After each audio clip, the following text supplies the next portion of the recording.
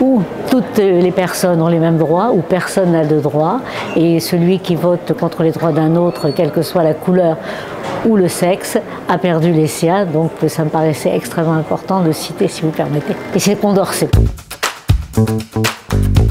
Michèle Viennès, je suis la présidente de Regard de Femmes, ONG auprès du Conseil économique et social de l'ONU et OING auprès de la francophonie.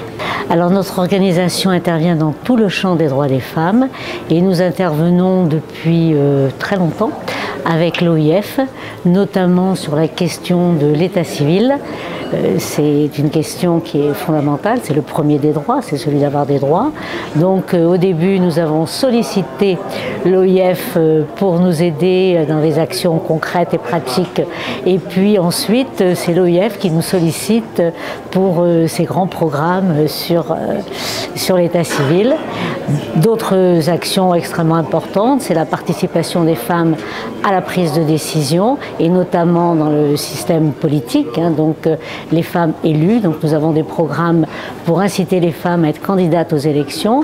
Nous les avons fait en France, mais aussi avec l'aide de l'OIF en Côte d'Ivoire, au Niger, et l'OIF nous a demandé l'an dernier de faire ce même programme en République centrafricaine, ce que nous avons fait bien volontiers.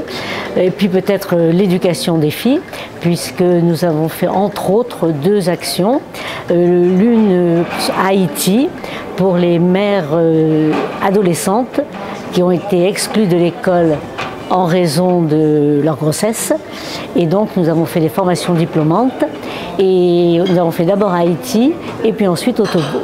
Alors la conférence des OING est très importante pour nous dans la mesure où ça nous permet d'établir des partenariats.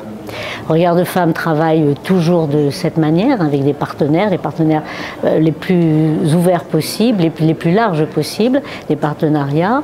Et donc comme nous avions commencé, nous avions à peine 1 an, donc c'était en 99, et on avait fait une belle action à Lyon sur un colloque pour à la fois sur l'excision et sur le viol arme de guerre. Et depuis on a ces liens avec gérer l'espace francophone, et donc nous continuons. Et pour nous la OING, c'est des rencontres, c'est se mettre ensemble, c'est synergie, c'est pas rester chacun dans son petit silo, et puis essayer de faire avancer les droits humains partout dans le monde. Le principal défi qui est valable pour toutes les associations de la OING, c'est tout simplement, et sans être original, c'est les fonds. Avoir des fonds, les bailleurs de fonds. C'est pour ça que ça nous paraît important de se retrouver ensemble. Et parmi les projets, donc j'étais présidente de la commission enjeux globaux, je me représente, donc je ne sais pas si je serai élue, mais si je suis élue, et ça fait partie de notre programme, c'est de mettre en place et de se mettre ensemble dans les associations pour présenter justement des projets communs, et en particulier au fond pour la francophonie avec elle, mais pour tous les autres fonds. Donc faire ce travail de recherche des projets, parce qu'il y en a beaucoup, avec l'AFD, avec l'OIF, et puis d'autres bailleurs de fonds, des fonds privés et publics. Alors Regard de Femmes, nous avons l'habitude aussi de solliciter les bailleurs de fonds privés, parce que je pense qu'il faut, plus on est nombreux à se retrouver sur un objectif commun, plus on y arrive. Donc pour moi c'est peut-être le point le plus important. Et puis ce qui est très très important d'être dans la OING, c'est ces amitiés qui se créent et ces liens très forts. Quand on a fait un programme une fois ensemble, et bien on reste amis, je pense, pour la vie.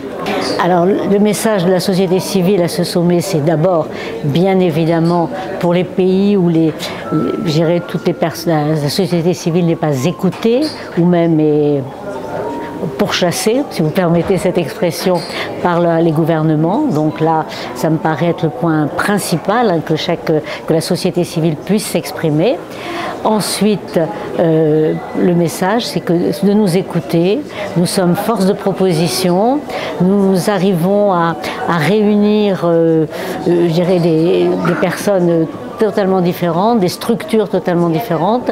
Je donne un exemple précis par rapport à l'état civil. Lorsqu'en 2011 on avait commencé, nous avons pu, nous, petite ONG, réunir sur une même tribune tous les acteurs que ce soit l'OIF bien sûr, le ministère des Affaires étrangères français, l'ONU, l'AFD, je ne sais pas, l'APF, enfin tous ceux qui s'en occupent.